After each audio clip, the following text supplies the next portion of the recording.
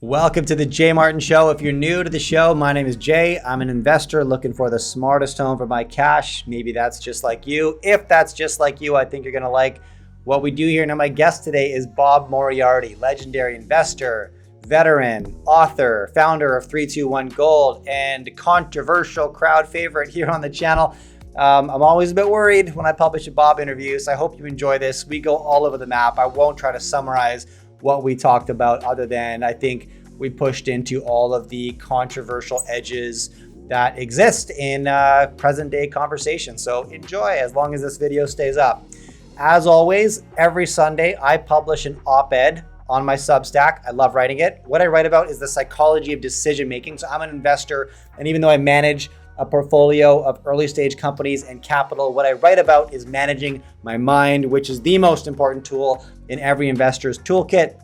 I talk about protecting yourself from your own biases, heuristics, when and when not to trust intuition in the market, and how to police your own emotions, which is what leads us to the best and the worst of our decision making as investors. Over 40,000 investors read me every Sunday, and I get amazing feedback. I know you'd love it if you like this channel, so hit that link beneath this piece of content to subscribe to my weekly Substack. And here is Bob Moriarty. Enjoy. This is Jay Martin. All right, Bob, it's good to see you. Thank you so much for coming back on the show and chatting with me. I'm looking forward to this. Strange enough, I don't, do you happen to remember how many views there were total? On our last interview? The first interview we did had, I think, 300,000 views. Yeah, about that. Yeah. 350 maybe? Yeah. That's a lot. It's a lot. Yeah. It's a lot. Yeah, absolutely. You know what's crazy about that? Let me tell you this. I got to tell you this.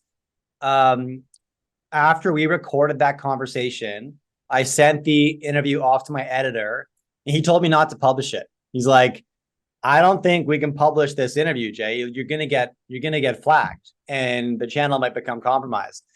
And I reviewed it, and I was like, yeah, there's some stuff in here for sure that might get us in trouble. But I was like, this is what we do it for. Let's publish it, you know. And obviously it ended up performing really, really well. I'm super happy we did that.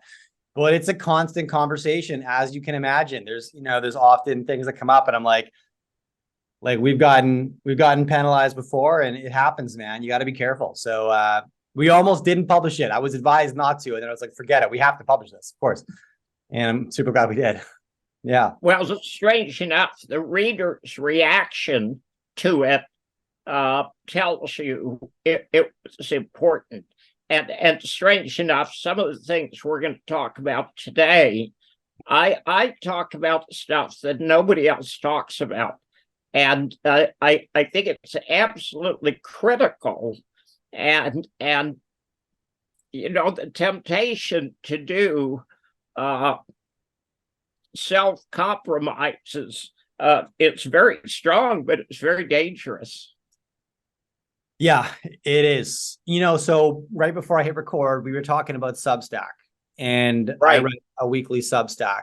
And truthfully, Bob, I launched that as my insurance policy. I was like, you know, I have a podcast, I have a YouTube channel.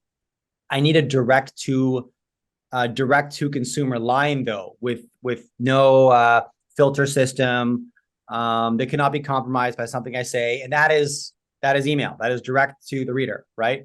In theory, Right.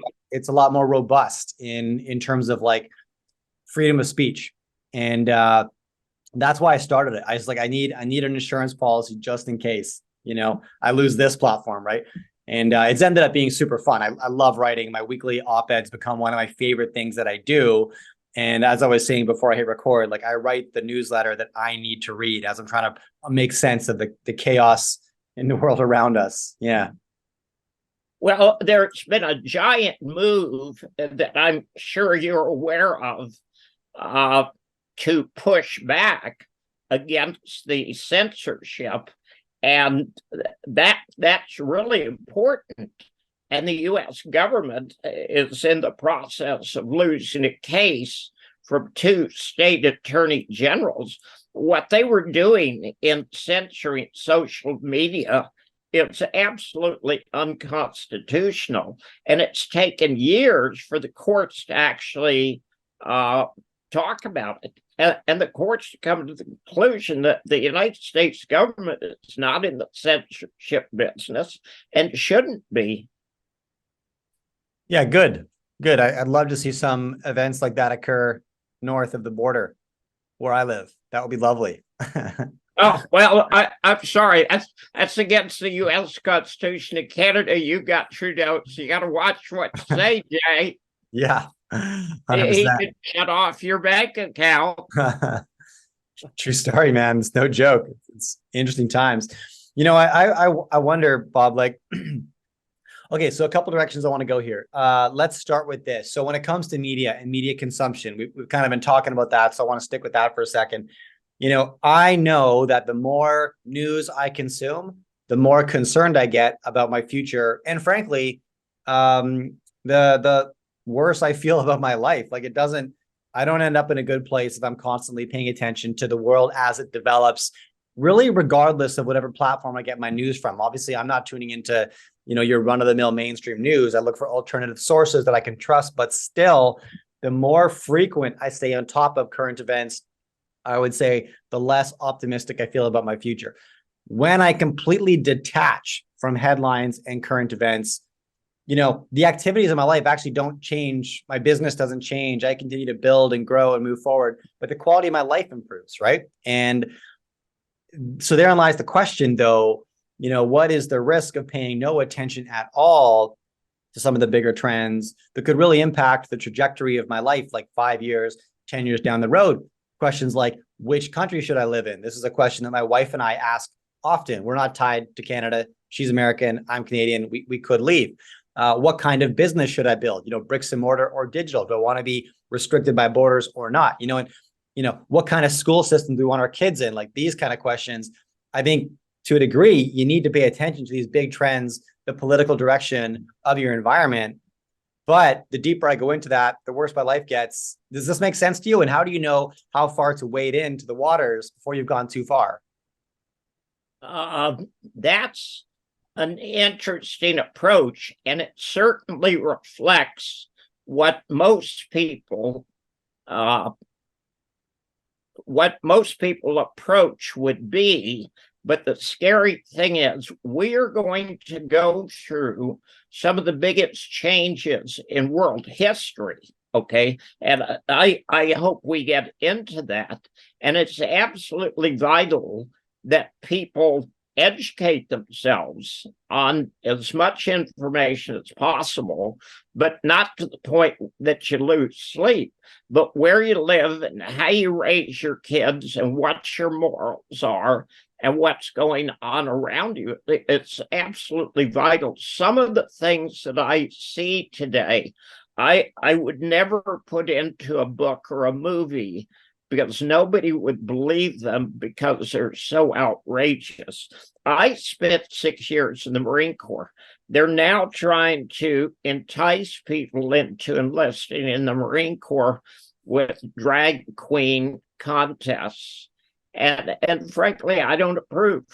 Okay, the whole Bud Light thing. I thought it was a joke. We are going in the wrong direction, and it's vital that people look and see what's going on and try to figure out which direction they go in. I'm pretty sure the last time we talked about the book, The Fourth Turning. And The Fourth Turning predicted a crisis starting in about 2005. And there were two directions we could go. One is into full-blown totalitarianism, and the other is to freedom. And I am actually exceptionally positive because I see a movement towards freedom. The court case recently telling the United States government, you've got to stop censoring opinions okay? Those are guaranteed. They're protected by the First Amendment. And it's taken 3 or 4 years. Something happened in December of 2012. Obama was the president, and he signed a bill saying that it was legal for the United States government to pay for propaganda in the United States. And most of what we've heard since then has been total fiction. Okay. The whole Russiagate thing was fiction. The 2020 election was fraud. The FBI and the DOJ were covering up the Hunter Biden laptop.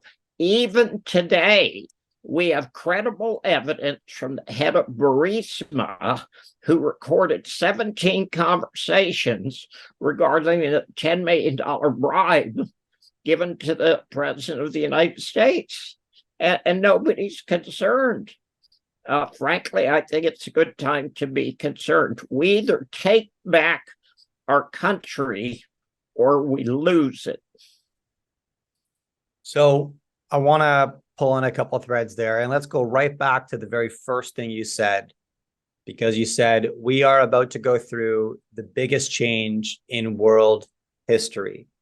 Now, I imagine from that statement, we could go a few different directions, but I want to start with that. Where do you want to start picking apart that statement, Bob? How can we begin to pick that apart? Yeah, that's very important. There are two conflicting financial systems today.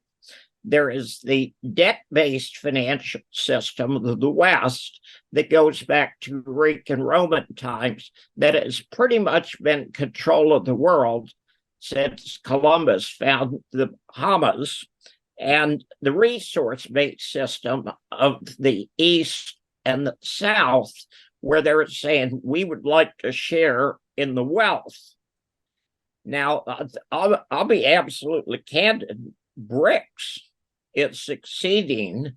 There are some 70 countries that have applied to participate in BRICS. And we've got a failed financial system that's on the verge of collapse, and I believe will collapse, that's going to change everybody's life. And if you're not prepared for it, you're screwed, okay? And it is that simple.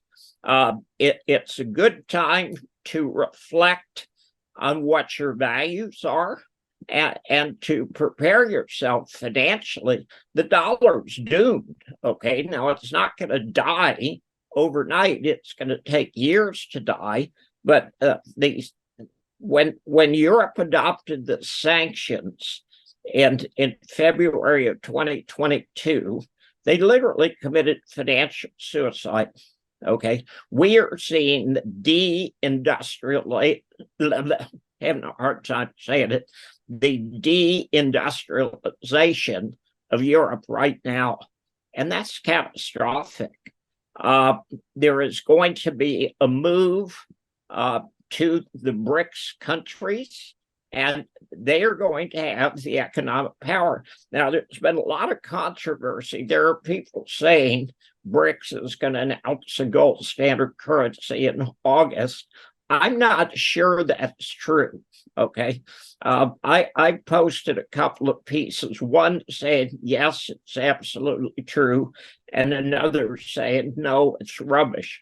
I'm not sure if it's true or not. However, I think down the road, if they don't do it in August, they'll do it soon.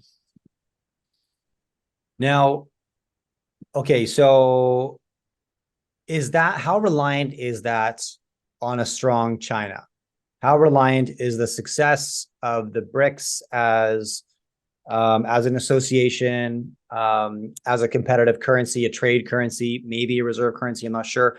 How reliant is that on a strong China blazing the trail and leading the way? I'm not sure it's China that'll blaze the trail. I think it's Russia. Okay. Russia has been made far stronger as a result of sanctions. And quite bluntly, the Ukrainian war is over, NATO lost, and the ramifications of that are absolutely incredible. I was in the Marine Corps for 6 years. If you're fighting an enemy, and that can be either Russia or China or India or even Turkey, that has hypersonic weapons, you don't need aircraft carriers. You don't even need a Navy. And if you don't need a Navy, you don't need a Marine Corps. The Ukrainian war has proven how flawed NATO is and how flawed the weapons procurement is in the United States. Okay. The military industrial complex has run the United States really for the last 70 years, and it's ended, and they haven't figured that out yet. I was in Vietnam for 2 years. I certainly know combat, and I know weapon systems. And I hate to say it, you don't have to like Russia, but their weapons are far superior to anything that NATO has. And would you lump the United States military in with that statement? Absolutely. Okay. We have gone absolutely in the wrong direction. We are no longer training people to be warriors. We are training people to be woke.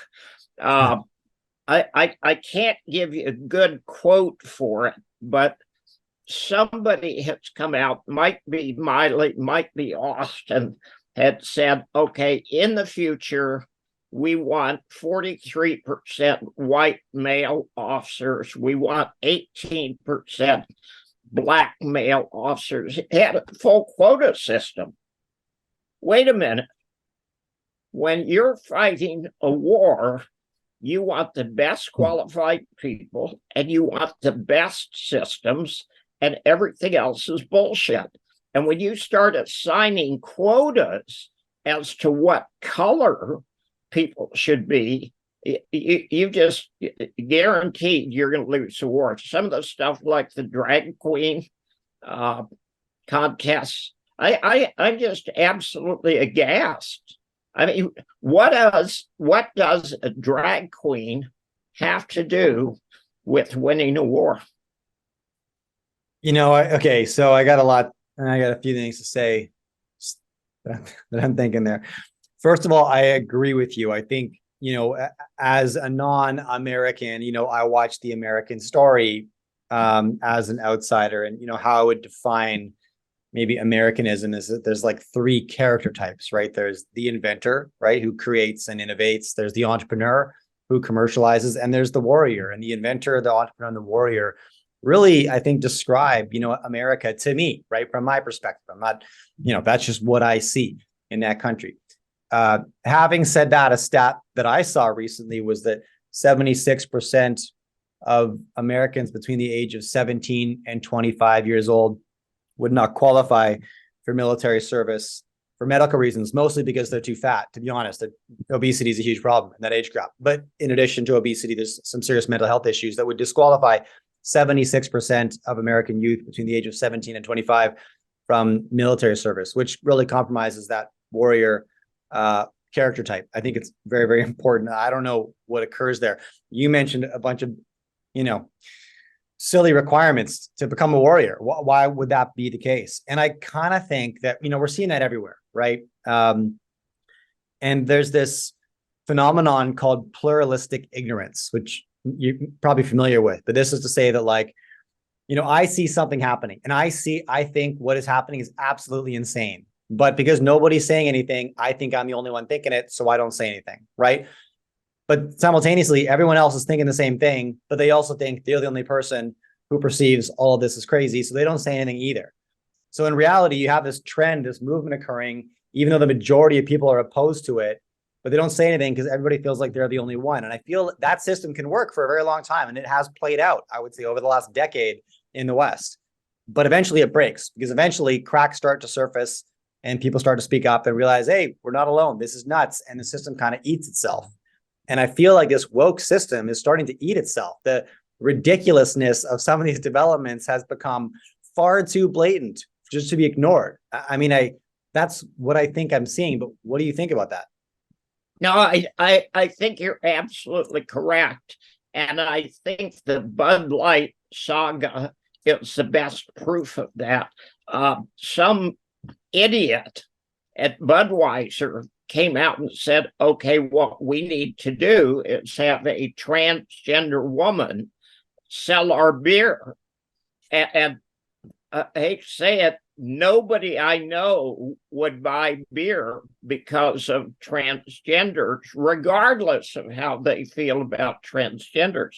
I'll give you another issue, and I'll piss off probably 25% of the women out there. I was a fighter pilot when I was 20 years old, flying the hottest fighter in the world, the F-4B. I weighed 135 pounds, soaking wet, and there was nothing I could do in that airplane that any woman of 135 pounds couldn't do. So it's not an issue of physical prowess, okay, or size.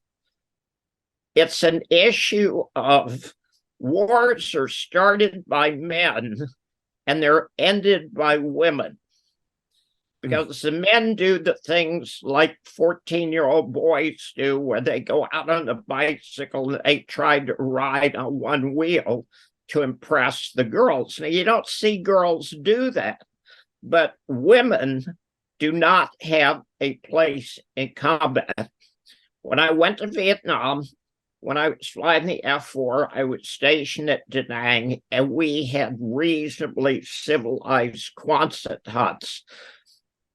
When I flew the Bird Dog, I went up to Quang Tri, and we were living in pretty primitive conditions for the air wing, which was certainly better than the infantry.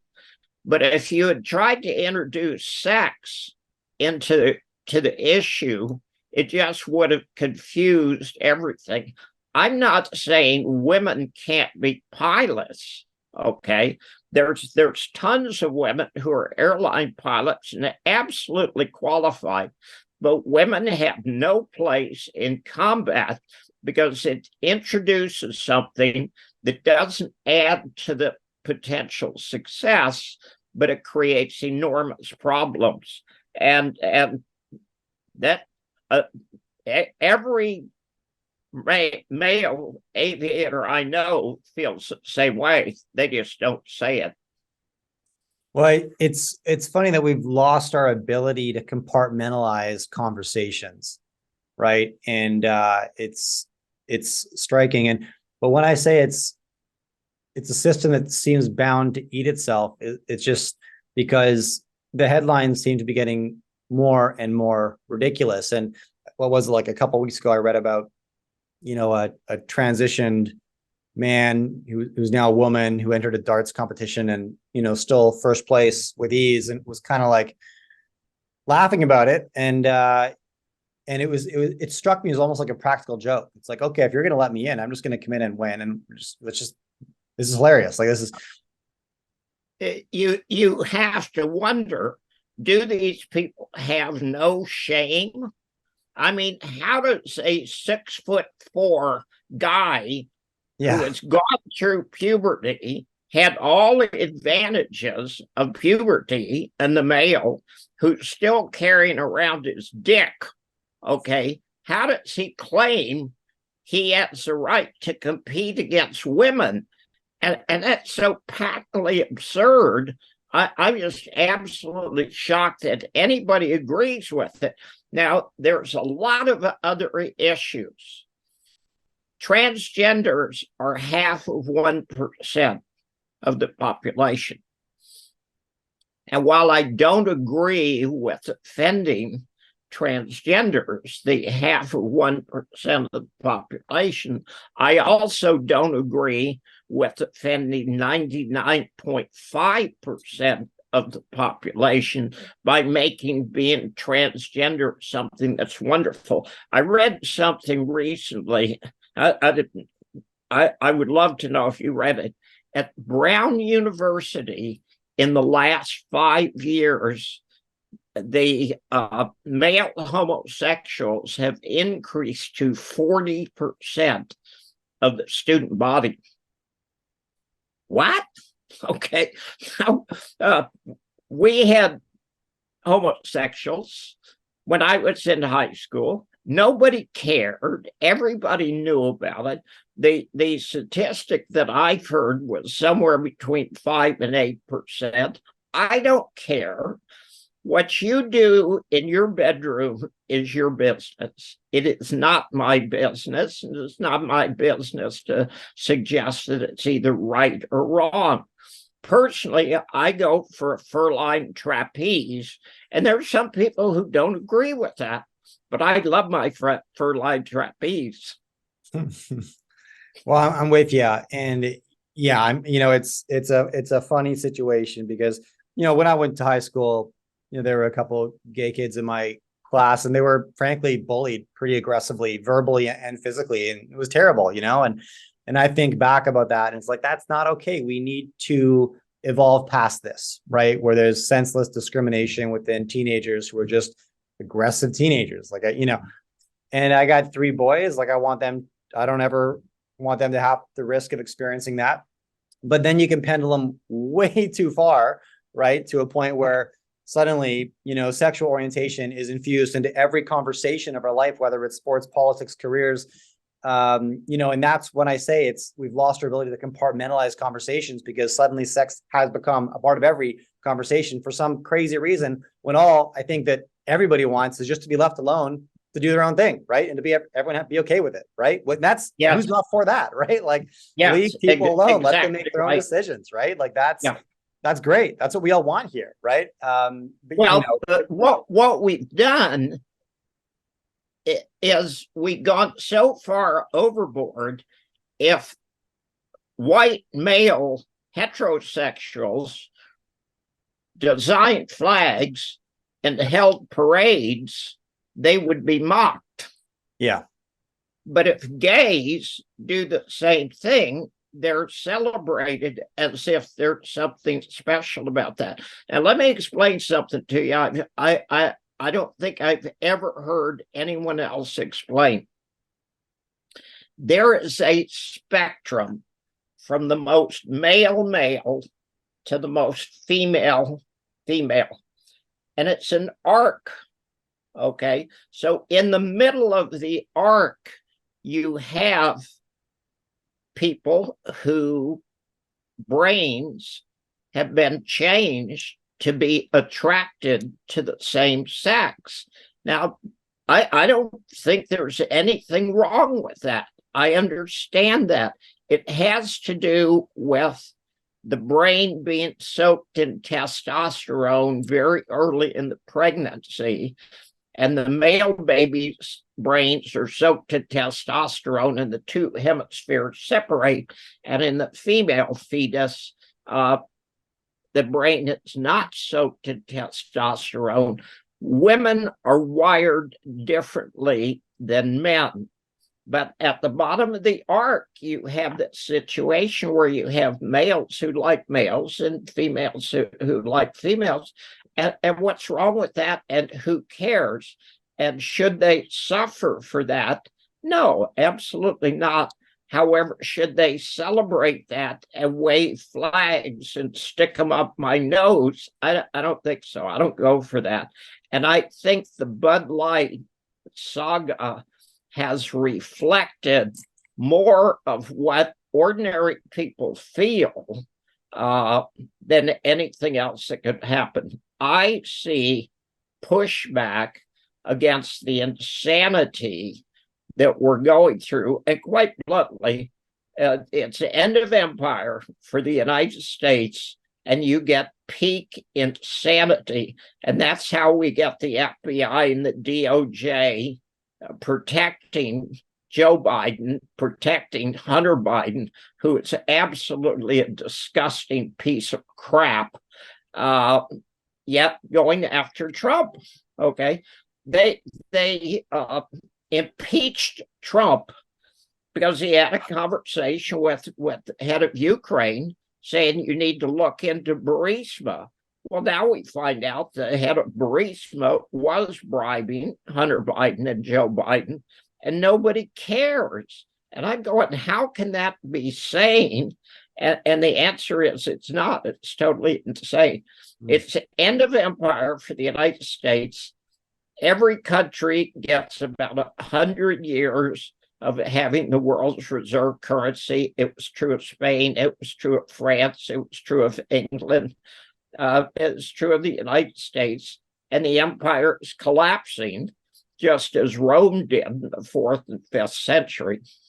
I publish a weekly newsletter every Sunday. If you would like to subscribe, hit the link right beneath this video. Now, I'm an investor, but I don't write about managing money. I write about managing my mind. Without question, the hardest and most important part of allocating capital through volatility and getting some back. If you want to read my newsletter, hit the link right beneath this video. I know you'll love it. Now back to the interview. Enjoy.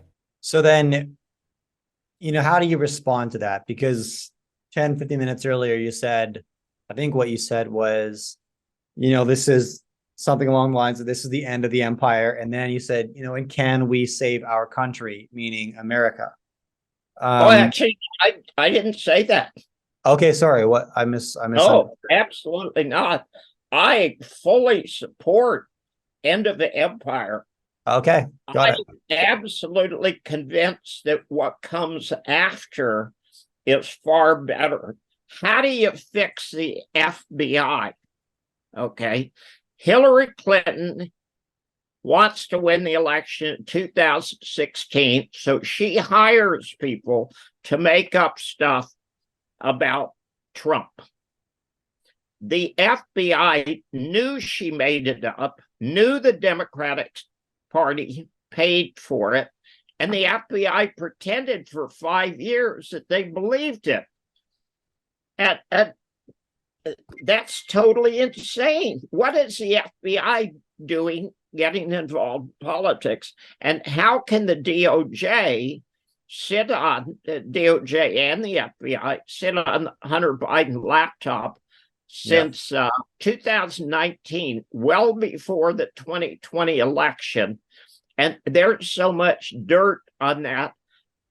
I have to say, I don't think I have ever heard of anybody who is quite as disgusting as Hunter Biden. Hunter Biden is one of those people that has absolutely no social responsibility or credibility.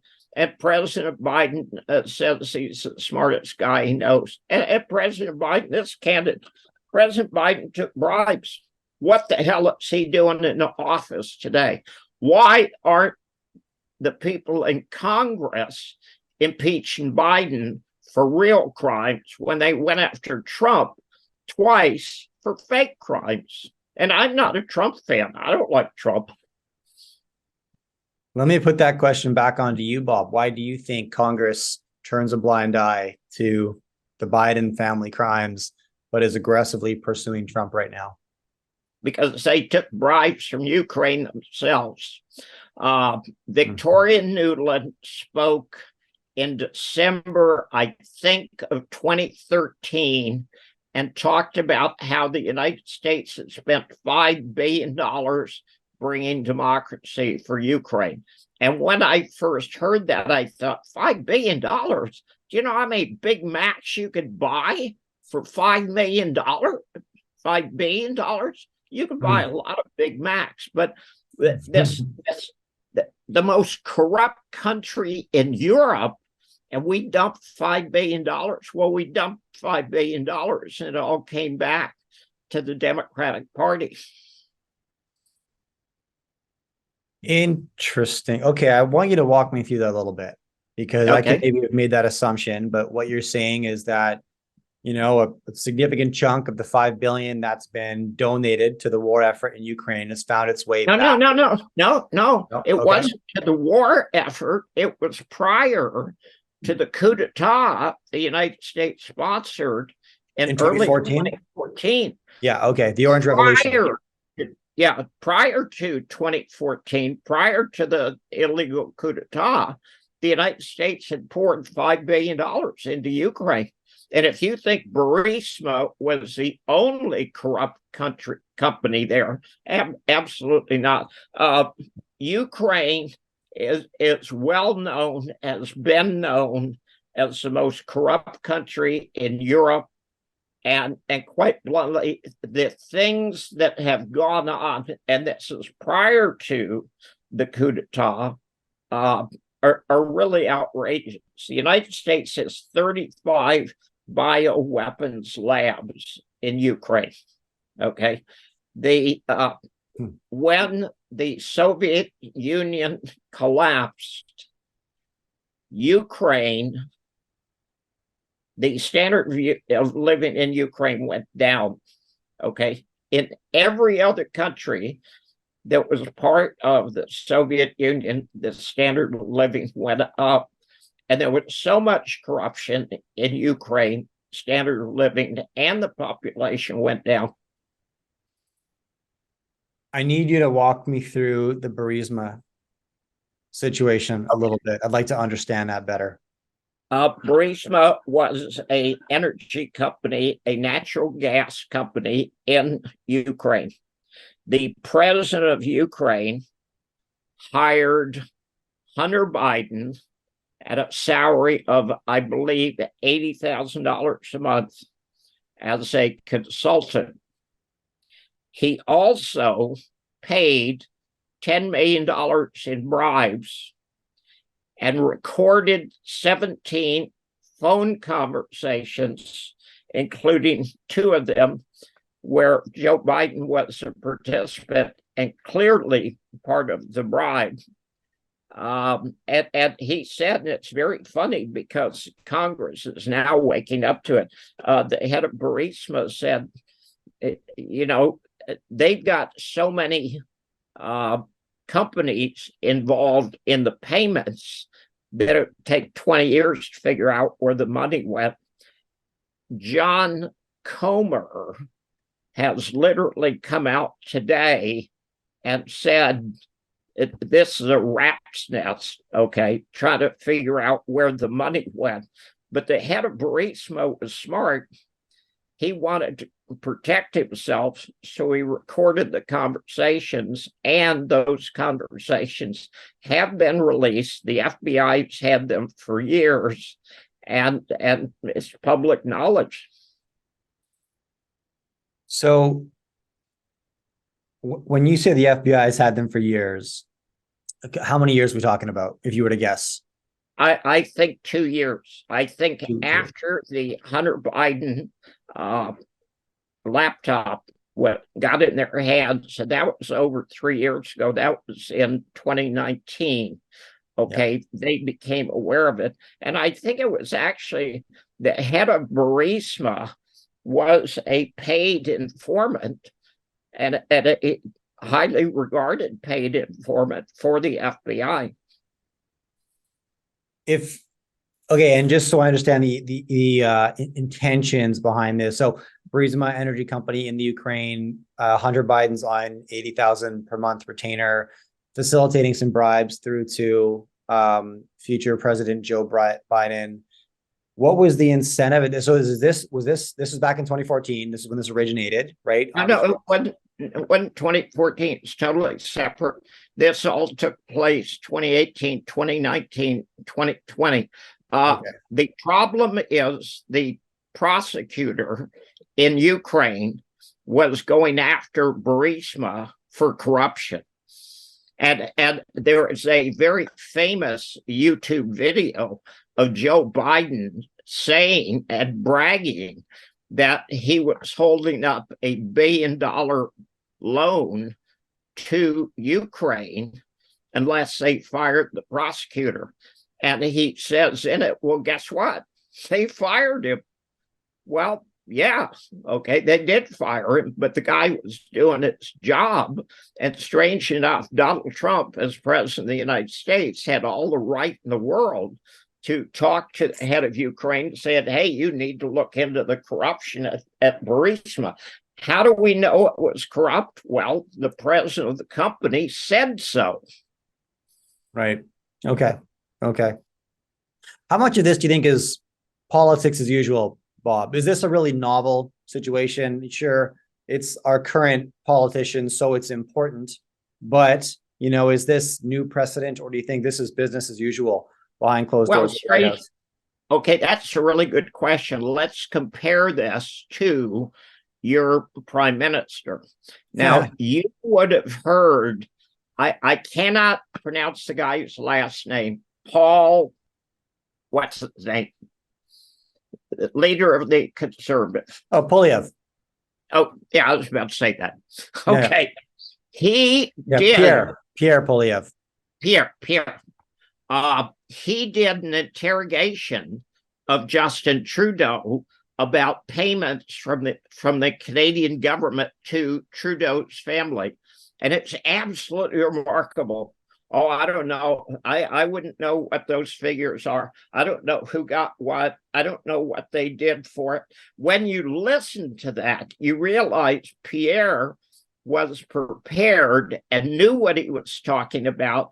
And Justin Trudeau was dodging and weaving and lying about everything that he said. And the same thing is true, okay? That's politics as usual. Do I expect politicians to be dirty? Yeah, actually I do. Okay. An honest politician is about as common as an honest hooker. Okay. It's a dirty occupation. However, Joe Biden has taken it to a new length. I cannot think, you literally would have to go back to LBJ, okay, Lyndon B. Johnson, okay. He was dirty to the point where literally he had his own hitman working for him. Interesting question. Someday we'll find out if the Clintons had hitmen working for them, and that wouldn't surprise me. But for a sitting president to be accused of $10 million bribery by the person who actually did the bribery, who is a highly regarded FBI source, that's pretty credible. Yeah, that's pretty credible. So what happens from here then, Bob? If this, I think every new precedent, well, it sets the new precedent. And if the White House has become increasingly dirty, there's no reason to believe it will become less so with the next presidency, whoever that is, and whoever comes after that. Is this sort of part and parcel with the end of empire, increased corruption down to the core? Oh, eventually it collapses on itself? Absolutely. And here's the question. Does the financial collapse occur before World War III, or does World War III occur before the financial collapse? The whole Ukraine-Russia conflict is the dumbest war the United States has ever gotten involved in. And the degree to which the media has been totally manipulated. You've got the most corrupt country in Europe that's essentially run by the grandchildren of the biggest war criminals in World War II, the Nazis. Okay, everybody's forgotten this. There wasn't a single Ukrainian Nazi charged with war crimes after World War II. There wasn't a single one. Your deputy prime minister, okay, are you aware of what her grandfather did? I've read the stories. Yeah, about Chrystia Freeland. Yeah, and her ties to the Nazi Party. Yeah. Well, it wasn't her ties, it was her grandfather's tie. Right. And he printed a newspaper for the Nazis. But in Europe, the biggest war crimes took place on the Eastern Front, and they were committed by the Nazis, but they weren't committed by the German Nazis. They were committed by the Ukrainian Nazis. And there were somewhere between 30,000 and 300,000 Poles and Russians and Jews literally murdered in cold blood. And the interesting thing is, not a single Ukrainian was charged, because the United States fully intended to try to take the Soviet Union down. And they hired all these guys and supplied them with weapons and money for years. And they're doing the same thing. The war in Ukraine didn't start in 2014. It started in 1945. Okay. Interesting perspective. Yeah, yeah. So okay. So, I feel like we could walk through the history of any empire and find similar stories. Would you agree with that? Is this the inevitable outcome of consolidated power, is corruption? If you look at the individuals who climb to the top rung of that ladder, they do so through ruthlessness, democratic or not. It certainly was true of the Roman Empire. It certainly was true of the Catholic Church, okay, and the Reformation. Right. Now, if that's... I'm not going to say it's the worst, okay? It's just the most current. But we are, and I've made this comment many times in the past, we're going to see more changes in the next 6 months than we've seen in the last 50 years. There are some things going on today that are absolutely monumental. Ukraine has tried to attack Russia and failed miserably. There have been hundreds of thousands of Ukrainian men killed. I think the number is somewhere 350 or 400,000, which is staggering. World War II, the United States only lost 425,000 American soldiers. So Ukraine has been destroyed, and we can thank NATO and the United States and Boris Johnson and Zelensky for doing that. What Russia demanded, secure borders, was perfectly reasonable, and they had an absolute legal right under a concept called R2P, which stands for Right to Protect, which came about after the conflict in Rwanda, where hundreds of thousands of people were murdered in short order, and the rest of the world stood by and did nothing. A country has a legal right to interject into a conflict where people are being murdered in cold blood, and that certainly was true in Ukraine against Donbass from 2014, literally until today. That war is over. NATO lost. NATO is going to disappear. The military-industrial complex is going to disappear. So why the hell would you buy weapons from the United States when none of them work worth a damn? And they don't work worth a damn. I look at some of the weapons the Russians have. I was in combat. I flew over 800 missions. I had a lot of combat. The Russian weapons terrify me. They're absolutely incredible. So there's this transition of power from the West to the East and the South, and that's going to have a big impact on the world. And I think, frankly, it's a good impact. I think the world will be a better place to live 5 years from now or 10 years from now. It's interesting that you say that, and I think as maybe a general assumption, the earlier stages of an empire are probably a bit more honest, a bit more free, right? There's less power consolidation. That's beneficial for civilians. Fragmented leadership. It's beneficial. Fractured leadership, fragmented leadership, however you want to discuss it. And as things become more centralized, as an empire matures and power is consolidated, is you end up with less freedom, right? More control. That is the consolidation of power. I think that's probably a fair assumption. When you say that over the next 6 months, you expect more changes on a global level than we've seen in the last 50 years, what strikes you in terms of how, my and your life will change? Okay, let's talk about potential. 2 weeks ago, Zelensky said the Russians have put explosives on the largest nuclear power plant in Europe, and they're going to blow it up. And the Russians said Zelensky has been attacking the largest nuclear power plant in Europe for the last 18 months, and he intends to release a dirty bomb. Mm-hmm. And 2 United States senators put a potential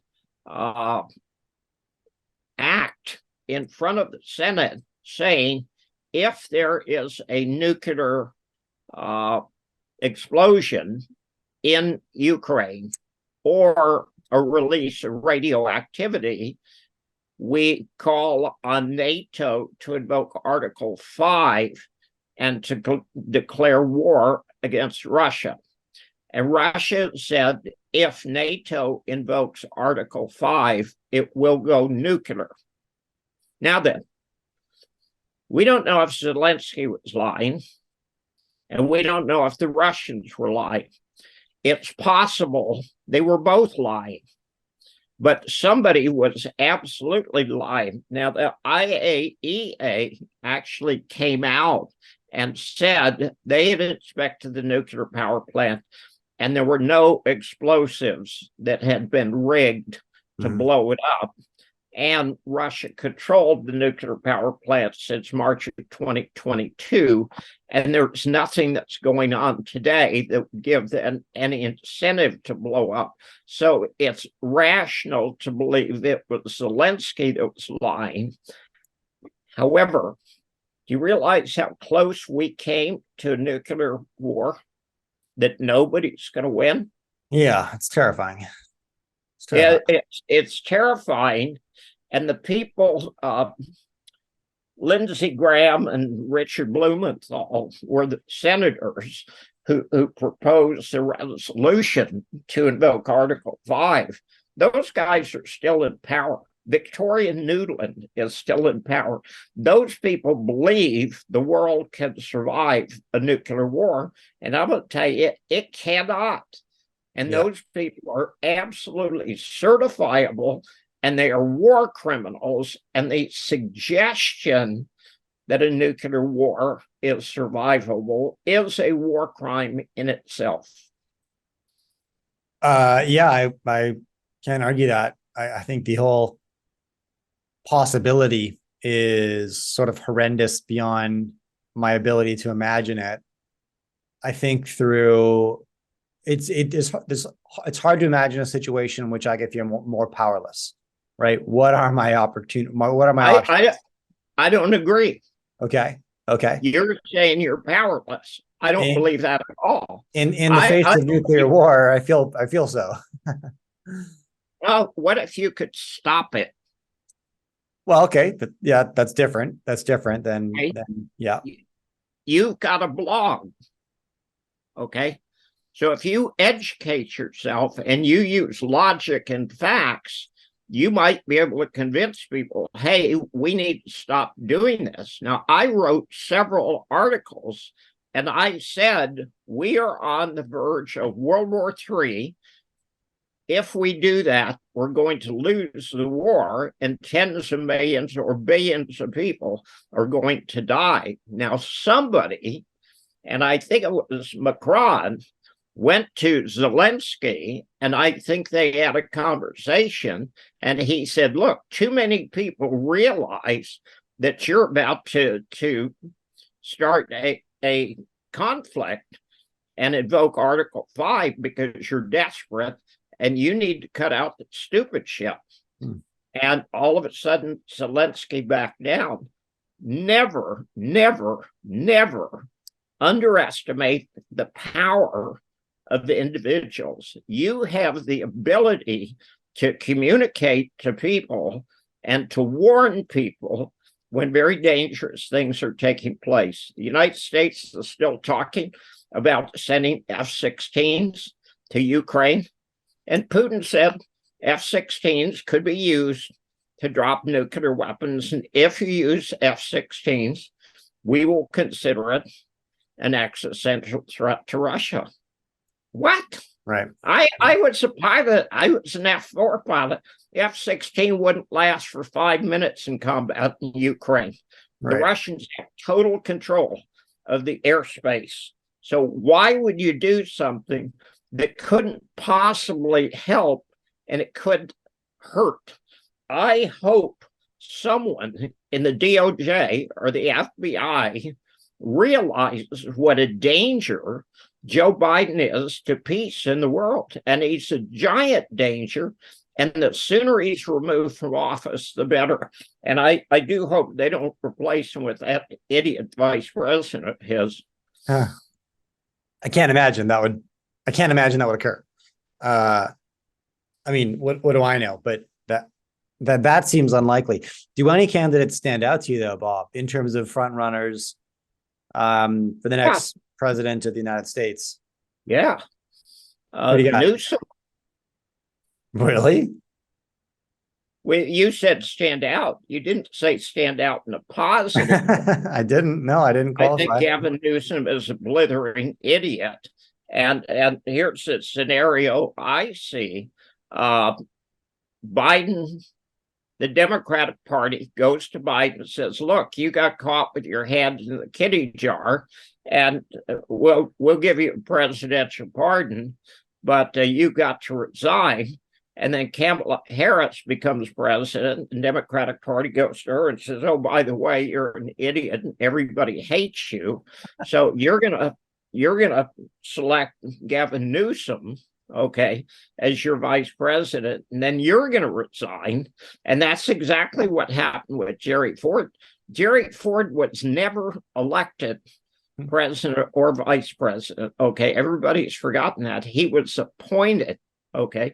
And then Gavin Newsom takes over and he picks Obama. Okay. And all of a sudden she's the vice president and Gavin Newsom resigns.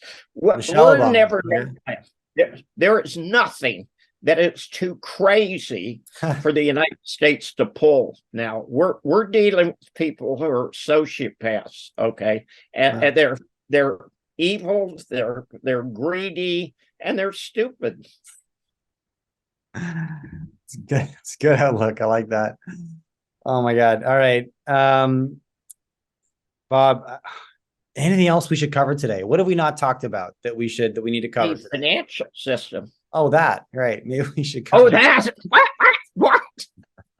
Okay, there's $300 trillion in debt to the world. We know it can't get paid. Nobody wants to talk about it, and it's going to blow up in our face. Now, the Fed keeps saying, okay, we need to keep raising interest rates. The higher they raise interest rates, the higher the chance of the whole system blowing up in our face, and it's going to. And there's two choices. We raise interest rates until the financial system blows up, and it came very close to that in November, December a year ago. And if they keep raising interest rates, they're going to blow up the insurance companies, the hedge funds, the banks. If they lower interest rates, we're going to go into hyperinflation.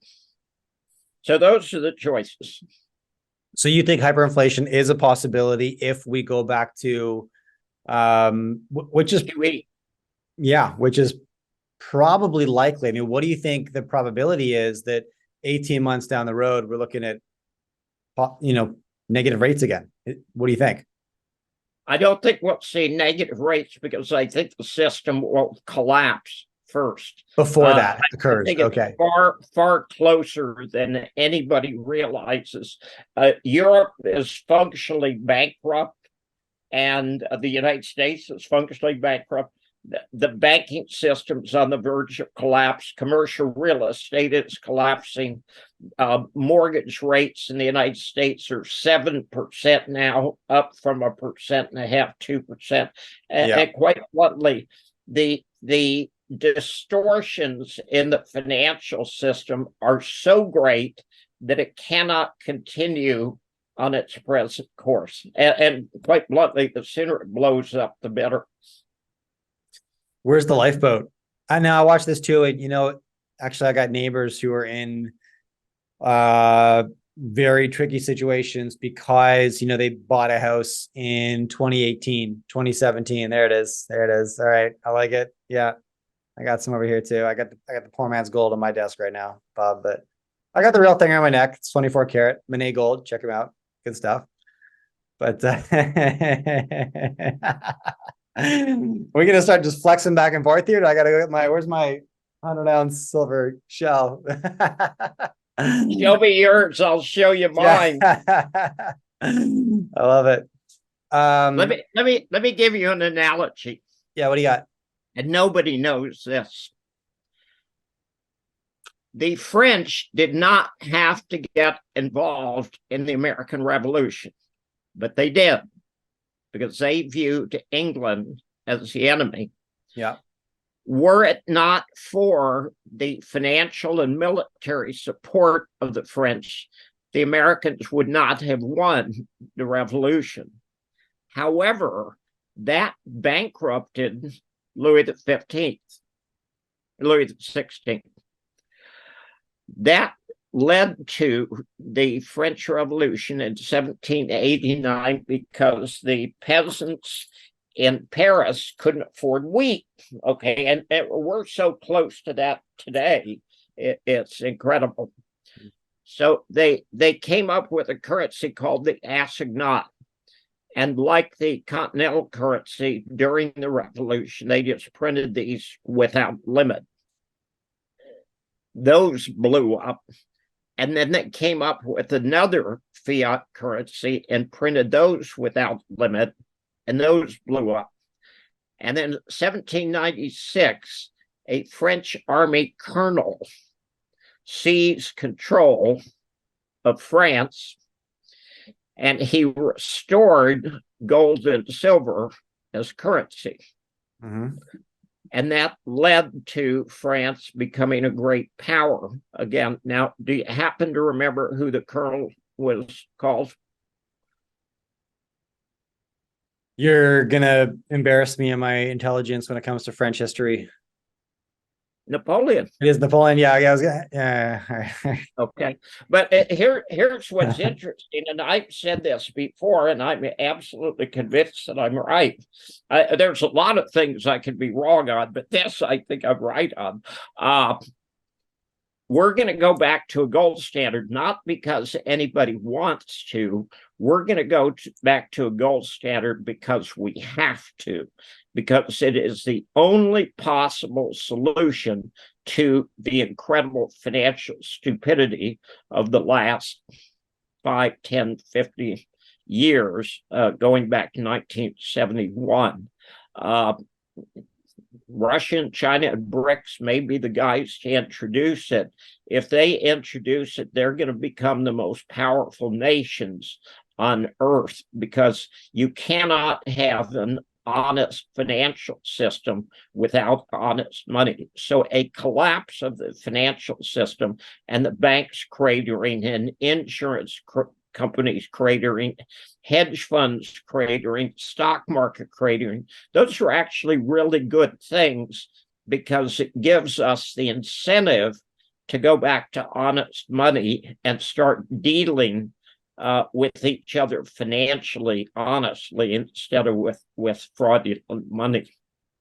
Now, would an indicator that we're getting close to that brink, because if I were to argue and say, we're in such a managed economy that in that scenario where we switch back to some version of a gold standard or an equivalent, we would see activity from the top moving into gold in advance of this, right? Because you're seeing it now. And you're seeing it now. And are you referring to the central bank acquisitions of gold setting records? Absolutely. Yes. Yeah. Absolutely. Yeah. Okay. Because I look at that too, and I'm so curious about the motive. And, it's been record central bank gold buying for a few quarters now. And the rolling 12-month acquisition is like over 1,200 tons at this point. It's a lot. And it's not just BRICS nations. Singapore bought the most gold in Q1 of 2023, right? A Western allied nation. Everybody's doing it. And material changes in their reserve holdings. And I always ask or wonder why. And the most common response I get is like, oh, people are just concerned about the safety of their US dollar reserves after the sanctions on Russia. And I agree, yeah, that's obviously going to play a role. You'd diversify. If what you thought was safe is proven no longer safe, you look for alternates. But is there something else? Like, and the way I think about physical gold, it's like I own it. It's the asset that I want to own when I don't know what's around the corner, right? There's a lot of things you can own in advance of something coming, right? You can get prepared for this kind of crisis, that kind of crisis, or this kind of opportunity or that by owning a certain thing. But when you have no idea what's around the corner, gold is about the only zero counterparty risk, uncorrelated asset that provides you that moat around whatever kind of castle you have. And no, that's not true. Okay, not true. Tell me why. Well, oil does the same thing. Sure. Corn okay. Yes. My ability to own uranium does the same thing. There are two kinds of assets. There are paper assets and there are real assets. In a financial collapse, paper assets assume their true value, which is zero. Well, you could say everything assumes its true value in that sense, right? That hard commodities, paper assets. Yeah. But hard commodities, we're still going to need corn. We're still going to need uranium. We're still going to need gold. We're still going to need silver. But the key, and this is what nobody else talks about, is gold just happens to be the handiest form. Of a real asset. Okay. I would love to own an oil well. Okay. Because that's going to be more valuable in the future. We've got an energy shortage, and we're starting to realize now that the whole climate change thing is bullshit. The whole green energy thing is bullshit. EVs are not particularly efficient. They certainly don't work financially. There isn't enough lithium and nickel and cobalt in the universe to fund a total revamp of the electrical system. So we're going to need oil. We're going to need uranium. Okay, the Germans just shut down their last 3 nuclear power plants, and that happens to be the best form of energy. So we've hit peak stupidity, and we're going to start waking up. But it's a real easy decision for BRICS or for Russia or for China or for a central bank to look at gold and say, gold's always going to have value. You can hold a lot of it in your hand. Yeah, I agree with you there. It is the handiest. And that's, I suppose, what I meant. Yeah, my ability to store and liquidate barrels of oil is tough. What are your thoughts on... The key is to differentiate between real assets and fake assets. I'm with you there. Assets are absolutely going to have value, and paper assets are going to disappear. And the best of the real assets is gold. For its convenience, because you could say farmland as well, equally valuable, but that farmland is going to be located within the borders of a country and therefore potentially subject to nationalization or something. Who knows? Where do you land on the Bitcoin conversation, Bob, in terms of fraud? It's an electronic beanie baby. Okay. The idea that there are 10,000 alternatives to gold is simply absurd. The central banks have made it clear they would like to go to central bank digital currencies, and Bitcoin and all its 10,000 variations are not central bank digital currencies, and there's no reason for anybody to go to them. Bitcoin is an electronic beanie baby. It's the flavor of the month. And people tell me, well, yeah, but people have made a lot of money in Bitcoin. But what they don't say is, but they've also lost $2.2 trillion that existed one day and went to Bitcoin heaven the next day. Yeah. Okay.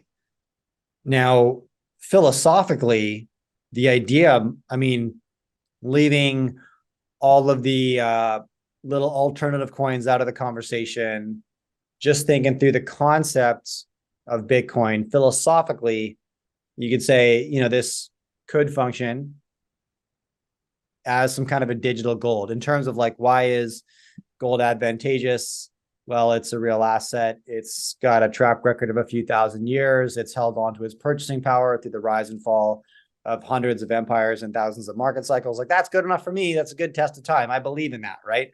Right. It's valuable today. It was valuable 5,000 years ago.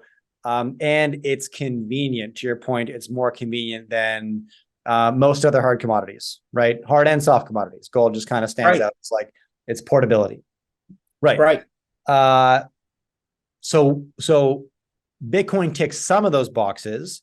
It does not tick the intrinsic value box unless you think through what is the actual definition of intrinsic value, and what is intrinsically valuable about a zero utility mineral like gold, or a low utility mineral like gold, other than it retains purchasing power, which is extraordinarily high utility. But oil has a ton of utility. Copper has a ton of utility. Corn has utility. We can eat it. Gold just stores value. It does that very, very well, right? But could there be a digital alternative, i.e. Bitcoin? And I just have to push back on this because I know my audience is going to want me to here. What would you have to say to that argument, Bob? Does that make sense to you? How I'm putting this? Yeah. Define money in its most simple, the most simple way you can. What is money in one sentence? Money is my vehicle for transaction. That's actually pretty good. Okay, I'm going to expand on a little bit. Money is anything that two people agree to for using for transactions. Okay, it's mine a little bit better than yours. I like it. We'll take it. Yeah. Could shells be money? If we agree, if you and I agree, yeah, sure. Could big round rocks be money? It could be. Yeah. Okay. Could salt be money? Absolutely. And they have been. And obviously gold can be money, and silver can be money, and Bitcoin in theory could be money. But you got to go back to the definition. As long as two people agree, it's money. Now, what happens when one person says, nope, that ain't money?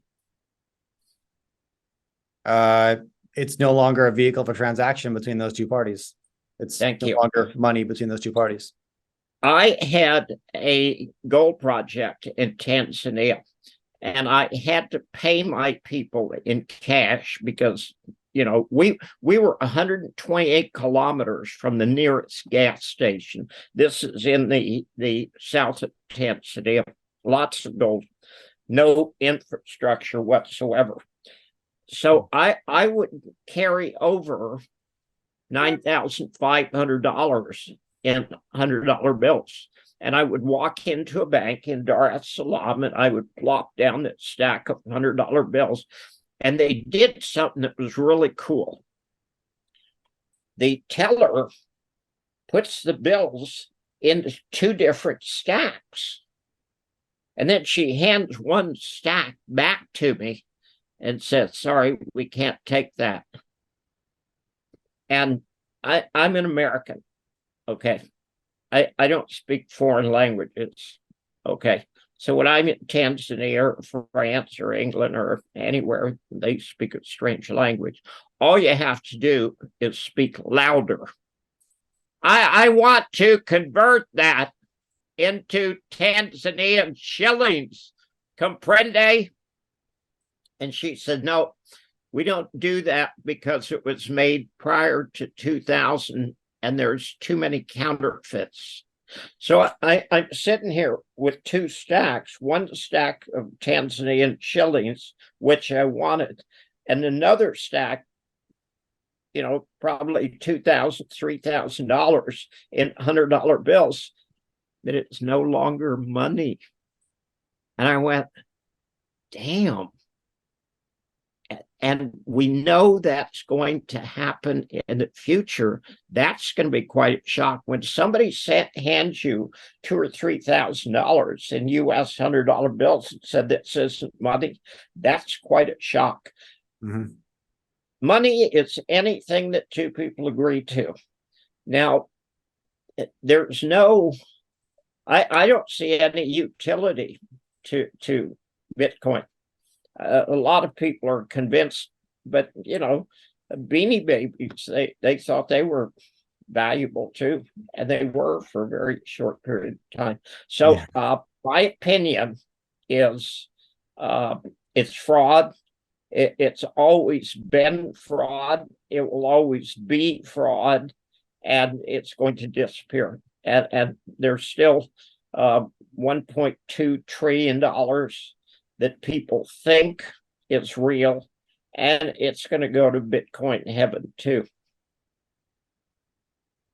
Okay. All right. Hold gold. That's the Well, everybody will hate me for that. They hate it when I talk about Bitcoin.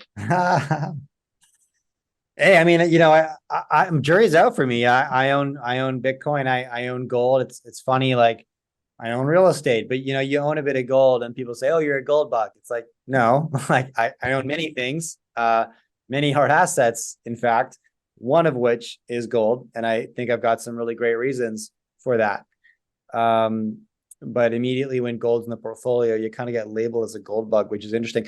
I own gold. I joke, but I'm like, no, I own gold because I'm a simplicity bug. Like I like gold, steak, and push-ups for the same reason. Simple, right? It's back to basics. Strange enough, and I am not a gold bug. I'm an honest money bug. Sure. And I say a lot of things that piss people off. Let me give you an example. Is gold manipulated? Is the price of gold manipulated? Yeah. Yeah, probably. I mean, I think that's a fair assumption of any free market. Is the price of silver manipulated? I would expect it is, yeah, to a degree. Okay. Can you name a financial instrument that is not manipulated? Yeah, exactly. I cannot. Okay, so saying that gold is manipulated, saying that silver is manipulated is really kind of an idiotic thing to say because agreed, everything's manipulated. Agreed. So let's take it one step further. Silver hit $4.01 in late November of 2001. It went to just short of $50 an ounce in April of 2011. Okay, those are facts. Was silver suppressed?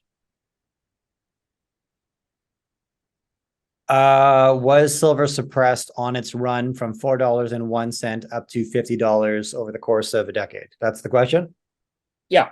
I mean, I have no idea, but I have no idea. I mean, I think I could argue either one, to be honest. I could say, yeah, probably, right, to a degree, it was still suppressed and maybe could have run higher. Or how old are your children? 2, 4, and 6.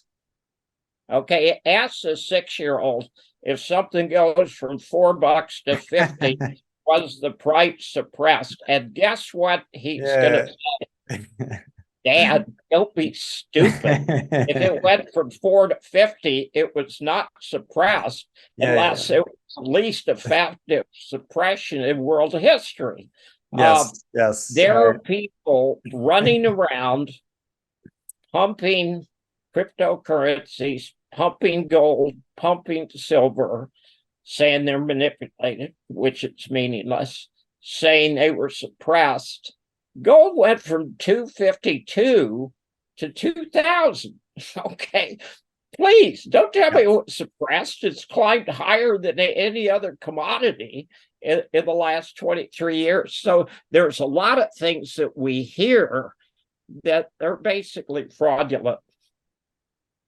Okay, I like that. Yeah, and it's good. And I land there as well with the price manipulation conversation. It's like, well, of course, like in any free market, you're gonna have people influencing the price intentionally, if that's what you define as manipulation. Yeah, 100%. Of course we will. Fair. It's sure. I mean, that's sort of that's just incentives. All right. Okay, Bob. Where are you looking for upside right now? So we talked a lot about hedging our bets. We talked about the lifeboat asset, but where can investors make some money right now? Is there opportunity out there? I mean, a lot of what we talked about was pretty dystopic, and I wanted to mention that because I think you and I are both optimists, actually. And even though we talked about some kind of dystopian outcomes and realities that are real, occurring, I'm optimistic about my kids' future for a handful of reasons. I know you said in this interview, you're like, I think things will get better actually after this transition. Where's the upside right now? Where can investors look to for some?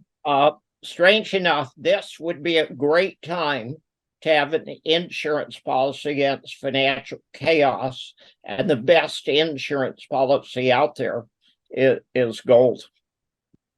Okay. And physical, or are you buying the miners? Pardon? Well, let's go all the way back to what we first started talking about. The single most valuable thing that people could do right now is to educate themselves. And that's why I totally support your writing and encourage people. There are no gurus and there are no experts. And I didn't walk down the mountain with Moses. He was actually like 2 hours ahead of me. But it's very important. There are some critical things happening, and it's very important that people educate themselves because it's an exceptionally dangerous time in history. I like that. Okay. Thank you, Bob. I want to thank you for coming on the show and chatting with me. I know it's probably close to 11 p.m. your time. But I appreciate it every time we chat. We can go for another 40 minutes before 11. Good. But I do appreciate your time. I love chatting with you, and we go off in some interesting directions. And you have a lot of people who are very interested in what's going on. So we'll see the reaction. If I didn't piss everybody off at some point, I apologize. Yeah, next time we'll get them. Yeah, exactly. All right, thanks, Bob. I appreciate you, man. Yeah, have a good night. Okay, thanks, my friend. Thank you for tuning in. I hope you enjoyed this conversation. Now, if you want to take the next step, I publish a weekly newsletter and it's free. There's a link to subscribe right beneath this video, and you can join me and 50,000 other investors weekly for this exclusive content where I share my key action items and takeaways from conversations just like this and plenty others. Thanks for stopping by.